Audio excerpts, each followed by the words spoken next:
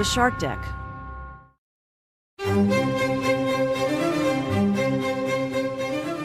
Hello and welcome to Palace Intrigue. I am your host, Mark Francis. The Daily Mail took a look at William and Kate's efforts to win over Generation Z.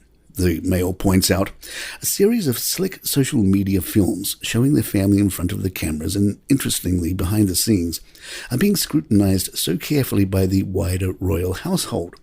The media blitz began on the eve of the coronation with a post on William and Kate's social media channels, Twitter, Instagram, entitled "One Day to Go," showing the glamorous couple meeting the crowds. Things stepped up a notch the day of the King's crowning with an early morning tease. Today's the day, depicting royal fans excitedly waiting along the mall in the sunshine alongside a funky soundtrack. Then there was the personal post by William paying tribute to the helicopter pilots taking part in the post-coronation flypast. This was followed by the piece de resistance, a 1-minute clip with footage from that morning at Kensington Palace, which showed endearingly awestruck Princess Charlotte and Prince Louis gazing excitedly at the state Bentley as they prepared to leave for Westminster Abbey. The royal family is acutely aware of recent polling, which, showing widespread support for the monarchy, has indicated a worrying generational divide. This lack of engagement among young people has unequivocally been exacerbated by Harry and Meghan's departure, which, aside from the acres of unwelcome publicity, means that 7 of the 11 remaining working royals are in their 70s and 80s. A Kensington Palace spokesperson said, "I'm telling our stories. We have to ensure we are reaching audiences of all ages, and there is a big audience that is not potentially consuming their news in the traditional ways. So we have to go to them. It's really important to the Prince and Princess of Wales that we are engaging those younger audiences in the work that we do." The Mail shares Kensington Palace hired cool young freelance filmmaker Will Waugh, who has worked with brands including Puma and Red Bull to shoot its glossy coronation content. William and Kate have also recently expanded their social media team from 1 to 3, hiring a new digital content creator and head of digital and social media to bring brand Wales to a younger audience. BBC royal correspondent Jenny Bond calls Sophie and Kate a force to be reckoned with. She told OK, "It is so much more evident now that Catherine and Sophie are key members of the list of working royals. At a Buckingham Palace garden party, we saw them taking their places as senior members of the family. I think people have really taken Sophie to their hearts in the past few years, especially after she showed her obvious grief at losing Prince Philip and the Queen. Her evident closeness with them was so much more than a bond. It looked like a deep affection for her in-laws. Both she and Catherine have a common touch, perhaps because they lived normal lives before marrying.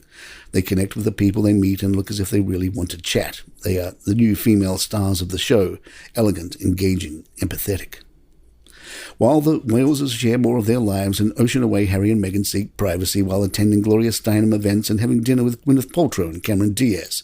Clive Irving, author of The Last Queen, says there is a reason Harry and Meghan are still popular in America.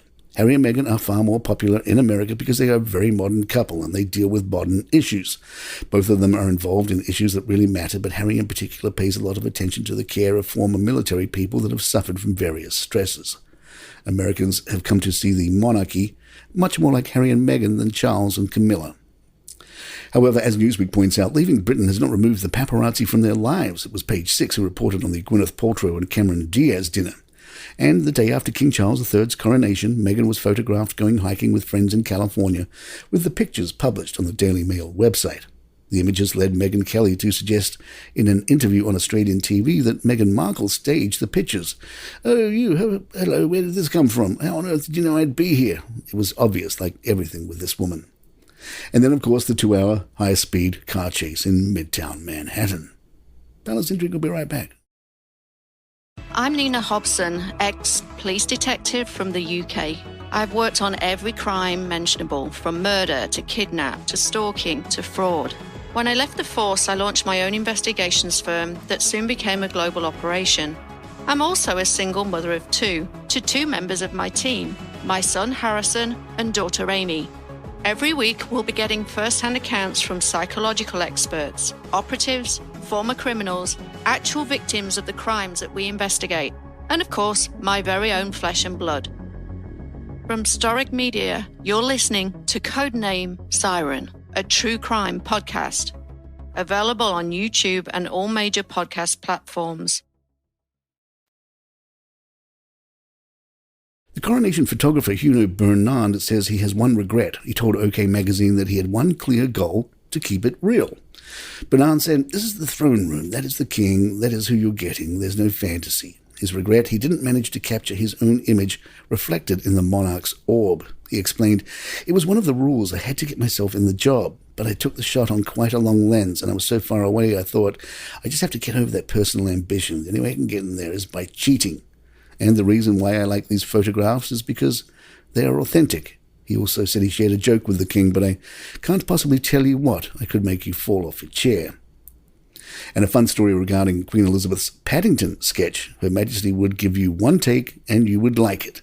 The late Queen completed the Paddington sketch in a single take and did not appreciate being asked to do it again. Simon Farnaby, who played a footman in the sketch, said, "I was amazed. Our director worked really hard to get her performance. They'd go, 'Can you just do it again?' And she'd go, 'I thought I was pretty good.'" And there you have it. If you'd like to email us, our address is thepalaceintrigue@gmail.com. Please follow us on Spotify, iTunes, Google Podcasts, YouTube, or your app of choice. I'm Mark Francis. My thanks to John McDermott. This is Palace Intrigue, and good times.